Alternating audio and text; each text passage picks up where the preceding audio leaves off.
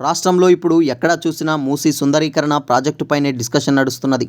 అయితే ఈ అంశంపై బీఆర్ఎస్ ద్వంద్వ వైఖరి అవలంబించడం చర్చనీయాంశంగా మారింది. అసలు మూసీ సుందరీకరణ అంశాన్ని తెరపైకి తీసుకొచ్చిందెవరు?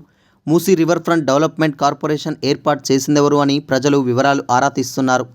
మూసీ సుందరీకరణపై బీఆర్ఎస్ ప్రభుత్వం మాటలకే పరిమితమైంది. కాంగ్రెస్ అధికారంలోకి వచ్చాక మూసీ ప్రాజెక్టు నడుం బిగించింది. Musi river bed FTL buffer జోన్ల పరిధిలోని ఆక్రమణలు గుర్తించడానికి డ్రోన్ల ద్వారా సర్వే నిర్వహించింది. ముందుగా రివర్ బెడ్లోని నిర్మాణాలను తొలగించాలని నిర్ణయించింది. అందుకు అనుగుణంగానే రెవెన్యూ అధికారులు మార్కింగ్ చేశారు. వీరికి డబుల్ బెడ్రూమ్ ఇండ్లు కేటాయించి తరలించిన తర్వాతే కూల్చివేతలు ప్రారంభిస్తామని స్పష్టం చేశారు. అయితే ఏండ్ల తరబడి మూసీని అంటిపెట్టుకుని ఉన్న కొందరు తమ ఇండ్లను వదిలి వెళ్లడానికి సిద్ధంగా లేరు.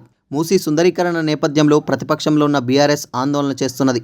Party working president KTR, MLA Harish Rao, ఇతర నేతలు ప్రత్యక్షంగా ఆందోళన చేస్తున్నారు. అయితే అధికారంలో ఉన్నప్పుడు మూసీ